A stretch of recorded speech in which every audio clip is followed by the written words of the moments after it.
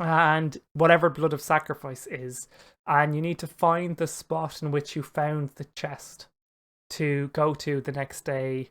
There was the gnome told you that there's lots of different people running events in the forests. So like there's different sort of parties and different sort of like some groups go and do this and this in the forest and other groups do such and such, and different types of ways of celebrating harvest. You could go around town and find out more information on that if you wanted. You can stay in the inn and wait for the dwarf. You can do what you like. You do know that the manager of Karen was Lucas, found the noble's quarter as well, if you wanted to go have a chat with Lucas. But I think that's more of the dwarf that wants to do that.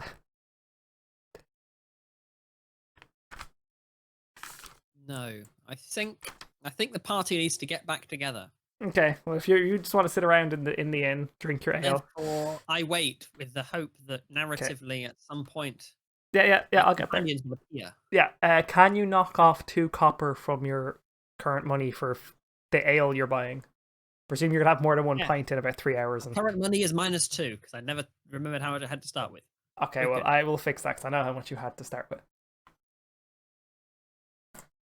But just keep track and we can take it away later. That's fine. Copper -2. What are you doing with the chest while this is all happening? My chest, my magnificent chest. It's sitting there next to me on the side. Okay, on the table or on the chair beside you? On the floor. The table's not big enough. Well, the tables are pretty big. I can show you John's Inn. There's a battle map. This is John. Reveal areas. This is John's Inn. It's pretty big. Adrian, do you expect the chest to be bigger than the table? It's 2 foot. It's a decent sized chest. And yet you are carrying it around. Sticking a chest that you found outside on the floor on a table is not a very good idea, if you ask me. Okay, just hygienic. Just keep track of that for a second. Ooh. My fucking box. Okay, Hands so up. 2 or so hours pass, and before, so the dwarf, 2 hours. You're about a good like 60-70-ish% way through getting this armor in shape. The gnome, you are almost convinced you're clear. You're gonna slowly move towards, or you're towards like the inn area. But 2 gentlemen see you, pirate, sitting on a table, and they come up to you and go, "Would you like to play some cards?" Yeah. What's the catch? No catch. Just a friendly game of cards. We'll go. So you see the big table at the back. These magic cards. No. Just a game of cards. So cards would be more like poker or like some sort of 5-card poker or something, or that sort of game. And they're over here. Which game are we playing? The standard Pirates Rum. That's what it's called in this world. How do I play that? Well, you don't need actual cards. You're either choosing to play with these guys or you're not. Where am I at this point? You are not in the inn yet. You would know, okay. and you would know how to play this game and cheat and win perfectly easily. Like, this is like the most standard game for you, no. But this important one that the wizard is currently on his own. Is this the point where I'm allowed to use my level 2 shit? If you wanted to use your level 2 shit, I don't know what that is, but my point is, these people are asking you to play cards. You don't know who these people are, and they're being very polite. Am I level 2 or not? You are level 2, yeah. Good. In which case, my arcane tradition of divination. Okay. Means I get to roll some dice. Okay. I think it's 2d20. Yes, it's 2d20, and you get to keep those until you spend them. You got a 1. Yep. The first one is a 1. Okay. What does this do for you? The second one is an 11. Well, I can substitute them in place of any rolls anywhere. Okay. Okay. Interesting. And this is to be known to you as the DM. This also counts for your guys' rolls. He can choose to make it for one of my guys' rolls. No, he cannot choose, but he can say you rolled a 1. on whatever it is, on an attack or Okay. on whatever. Yeah. And what's the duration? 1 day or 1 hour? It's usually 1 hour for these. He has to re-roll every day, Okay, I fine. believe. Perfectly reasonable. They can only be used once each per day. Yeah, so he can only have his Replacing your 1 roll and with a his 1. 11. So he can only really he can say, oh, you roll a 1 or you roll an 11, but he can do that twice a day basically. You can replace any attack roll, saving throw, or ability check made by you or a creature that you can see with one of these with one of these foretelling rolls. You must choose to do so before the roll, and you can replace a roll this way only once per turn. So Each foretelling roll can only be used once. And when I finish a long rest, I use any unused ones. And so whenever I finish a long rest, it gets reset. So this is what the two people look like to you. They're just coming up, they're asking you to play cards. Whether or not you accept is your own business. And what is your passive insight? Shit. Do you not have your character sheet? Well, I do, but I know that my wisdom's trash. Your wisdom should be good, you're a wizard. Passive wisdom perception? Passive insight should be beside passive perception. Not on my character sheet. Okay, what's your passive insight? 10 plus wisdom modifier. What's your passive perception then? 11. Okay. Not the most perceptive wizard. No. You notice. You think you notice. Maybe one of them's looking at the chest, but you're not sure. But they're still asking you, do you want to play cards? Like, it's just a friendly game. We see you're on your own. It's a very quiet day in John's in the Slippery Nipple. Like, you just play some cards, have a chat with us. Maybe we have maybe we might have are you an adventuring type? And we see you do own a boat. Like, we might be looking for some passage, but like we like to get to time to kill. Let us play cards. Okay. Where are we playing? Over in the corner. So I'm gonna stick you here. In the end, there's other people. I'm just not bringing in every character. It would take forever and it'd be pointless. But there is two maids, sort of or lounge staff as they would be known normally, and they are cleaning up the place. They're cleaning tables, they're pushing tables in, they're lighting candles, they're keeping the fire stoked. There's one barman. He's going back and forth to the back room, coming out with stock and stuff. And there's 2 or 3 other tables with people eating breakfast. There's another 5 people in the another 5 for patrons in the inn. And in this case, I put the box under my chair because it looks like a chair, or is it a stool? There are chairs around a big table. So this big table in the corner there's playing cards. It looks like what happens is, so there's a stage, as you can see, and on the stage there's obviously events and songs and stuff like that. There's 2 big communal tables in the middle. That's obviously for big groups of people to drink. And this table on the side is much larger, seeming to use for meetings or card games, especially because behind you is different boards of chess or drafts or that sort of cross-patterned game. And there's also a couple playing card decks, and one of the guys goes up and gets a playing card deck and they start to deal out the cards, and they go, now sorry sir, we're so rude, what is your name?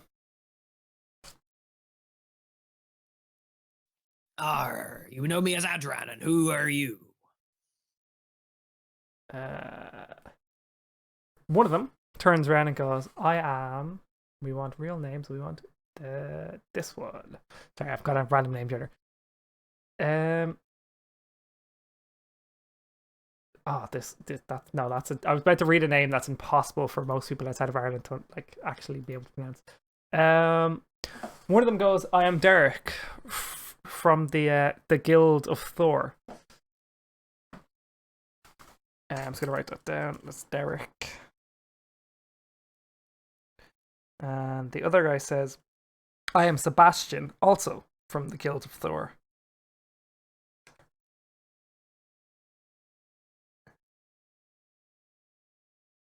How's that you're gonna get hustled?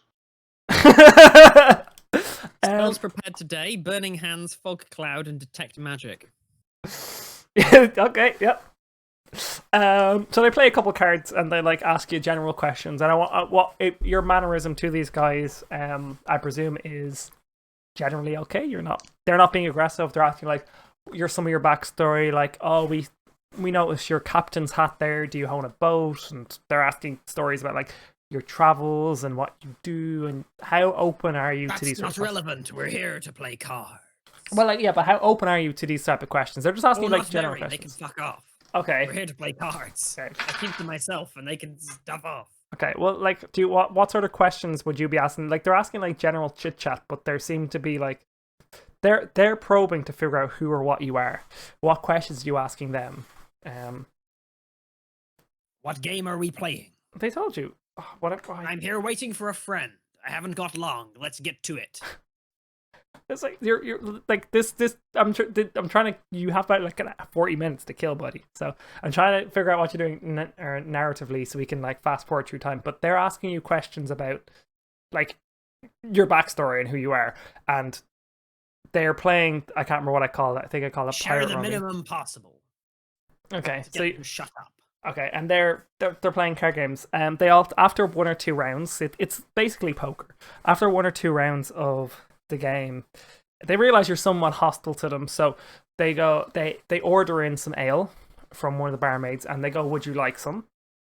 Do you take it? Do you take their offer for more ale?" I'm not in a drinking mood right now. They go, I have "No I have problem, sir." business to get on with later today. No problem. And they go, look, just bring us 3 ales, they say to the maid, and also bring us a round of bread and cheese for the table, and some meat, and they go off. The And that extortion, happens. if you ask me. Hmm? Bread, cheese, meat. Well, they're paying for it. Why would you care?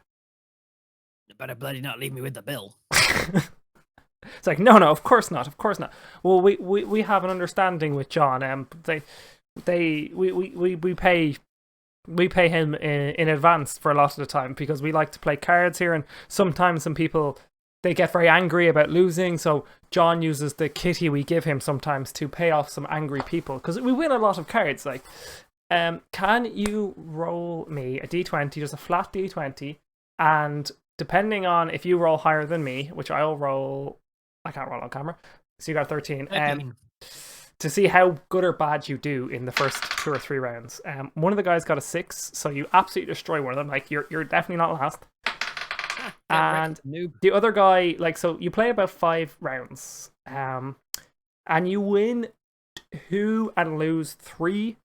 The other guy wins none, and then after that they go, how about we make this a little more interesting? Do you have any gold on you?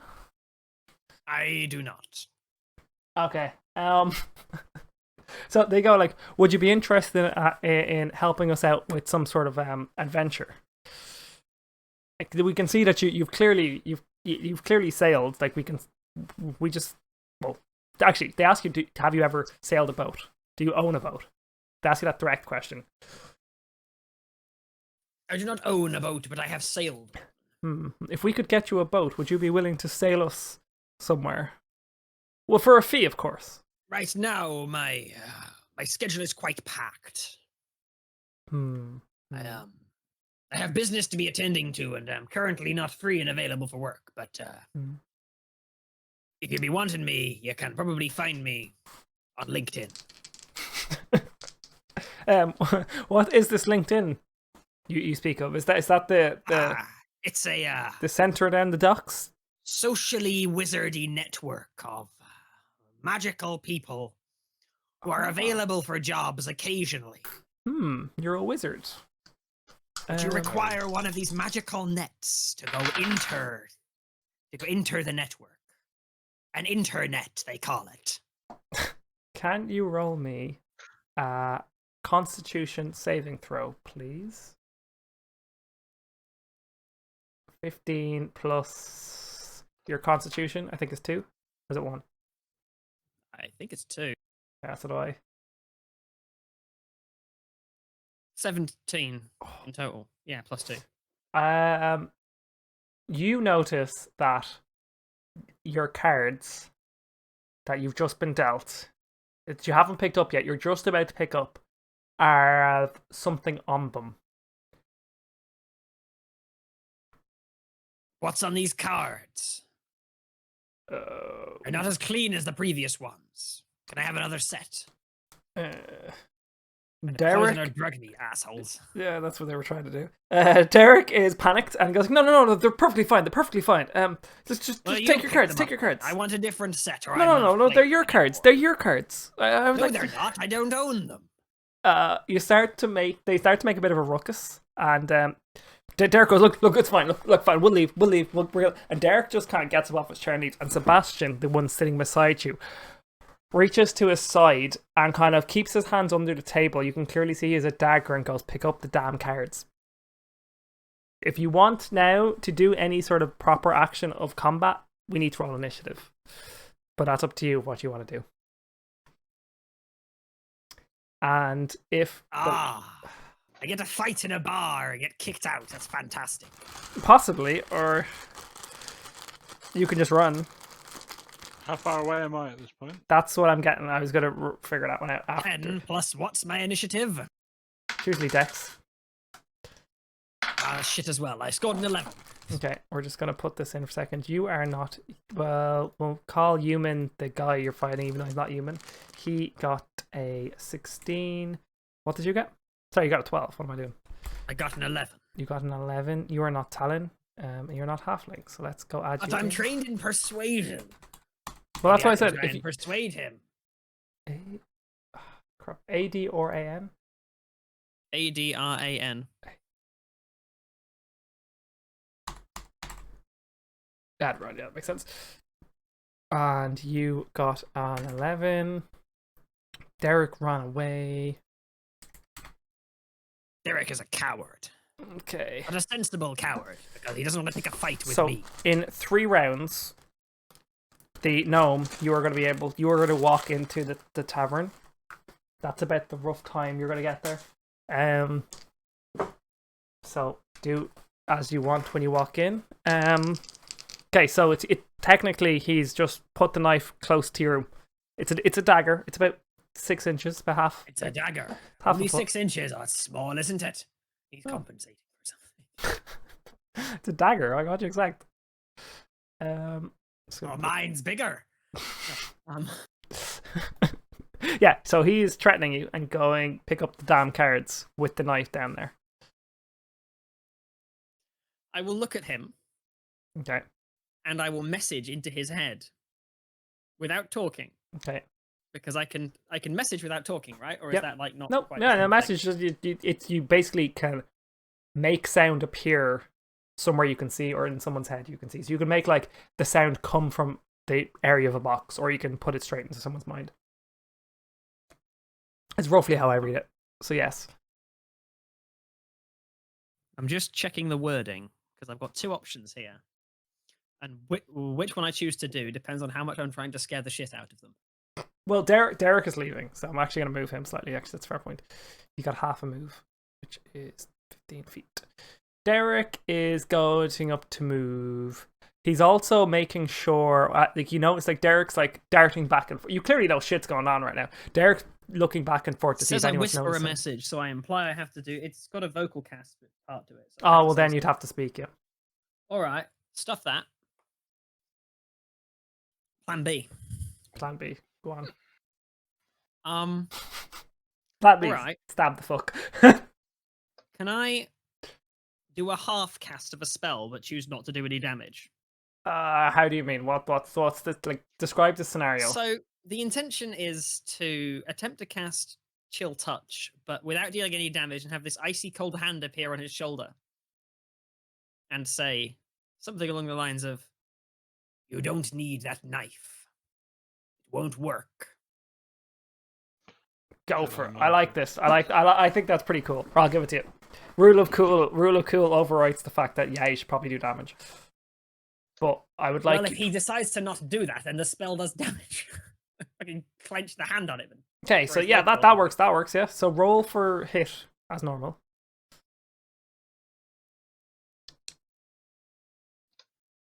$13 plus 5. Did you- 3, 5, 5, I think.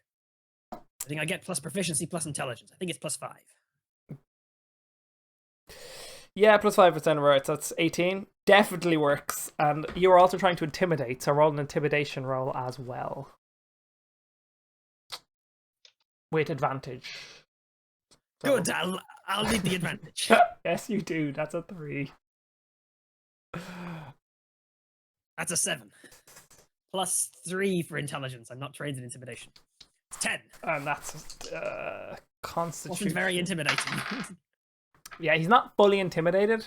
So, whoa, that's meant to be off. Thanks for the sub, dude. Don't know why the alerts are on. The alerts should be off. But anyway, thank you very much. Sorry, back to the game.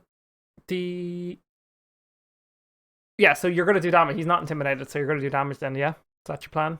But as you're trying to do damage, is your plan to move his arm back so the knife isn't so close to you as well? No, my plan is to kind of grab his shoulder and like inflict quite a substantial amount of pain if he decides to, you know. He doesn't Not give a back shit. off. He's not backing off. So roll damage. All right, roll damage. Yep.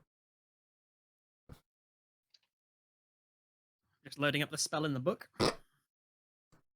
I believe it was 1d6 plus I think it's something. D8. I don't have. I need to get your character sheets back up. I have them written somewhere. I just don't have them saved on the new computer yet.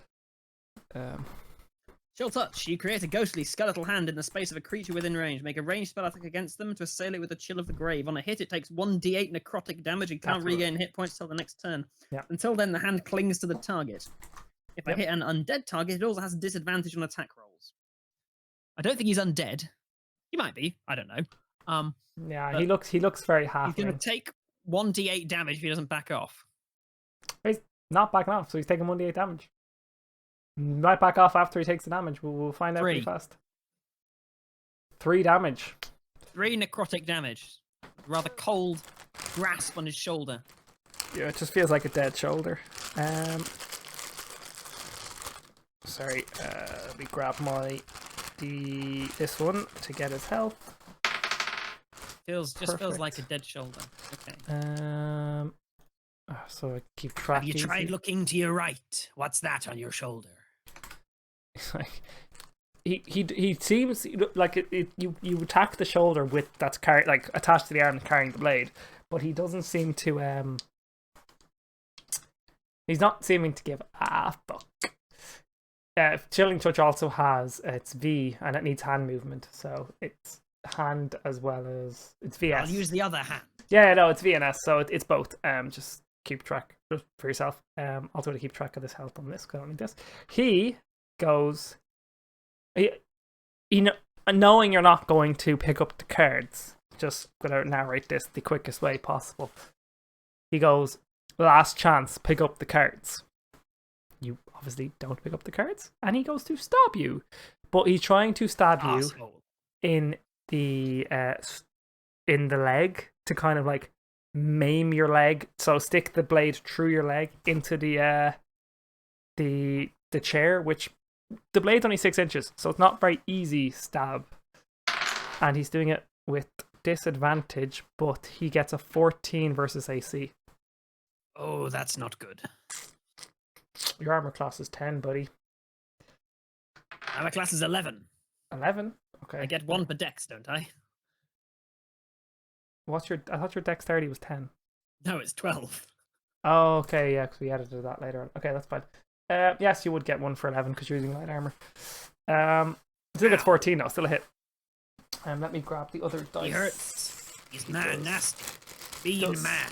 But he doesn't get his blade stuck in through your leg fully. Oh, good. But this hurts like a Pain in fuck. the ass. And in the leg. You are maimed next turn. In simple terms, you can't move your full movement. You need to take the blade out of your leg in order to move, but you're going to be moving at half pace if you choose to disengage and run. And he does, unfortunately, 2 damage. I like how every time I roll damage, no matter what the blade is, I end up rolling minimum damage, which I think is hilarious. Just gonna reveal this behind you. Just yeah. Sorry, Gnome, 2 rounds more and you will be just sauntering in. Also, you two have realized this fight is very, very quiet. It's not like you haven't brought the attention of. You haven't You two. Yeah, the two guys fighting. You haven't actually brought the attention to anyone else in the place, and the other dude is just sauntering out, getting the fuck out of this situation. And it is your turn, Adrad. In that case, stand up and stand back. Can I disengage like that once? Yes, but there's a blade in your leg, so this hurts like a Ow. motherfucker, and that I takes wasn't up planning on most moving of- very far. There's not very far to go. Yes, there's not, but and I'll leave also the box under the table, under the chair, okay, yeah, because me first besides box. Yep. I mean, if he goes and tries to grab it, he's going to have to reach under a chair to pick up a 2-foot box wedged under the he is. chair. He is, yeah. Take him a fair while to get it out. Yep. You've wedged it under there, like you put it under in a way. It's not like because it's wider than the chair, so he'd have to like the easiest way for him to do it is pick up the chair and move it backwards. Like you just turned sideways and took the thing out. You've got his blade now in your leg. Don't think I should take the blade out. Might be a bad idea. From a medical standpoint, probably not. But What do you mean, probably not? If it's stuck in my leg and moving and moving, it will just cause more blood to escape. yep.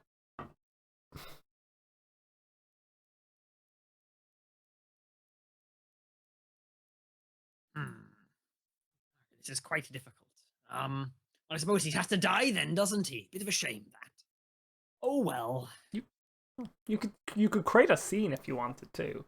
Do what you like. No one else has really noticed what's going on because this so far it's been like, don't move. And let's shout, shall we? Make a scene. Like, boy! This man tried to stab me!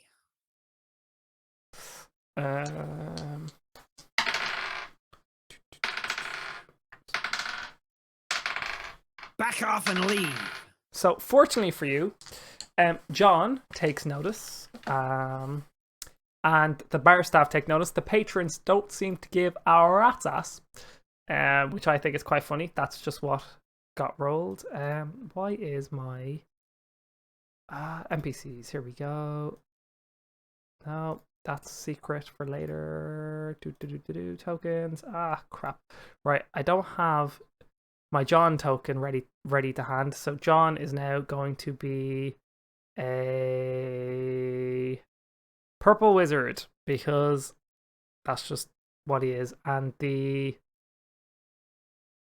mistresses are going to be not the mistress, the maids are going to be these ghouls because I don't want to use like a cobalt because that would make no sense. So John jumps over at the table. Let's just make this shouting and stopping this guy from moving, realizing that they came in together, tells the two maids to run out and go get the guards. So to describe the scene better, John jumps over the table and goes, "Stop!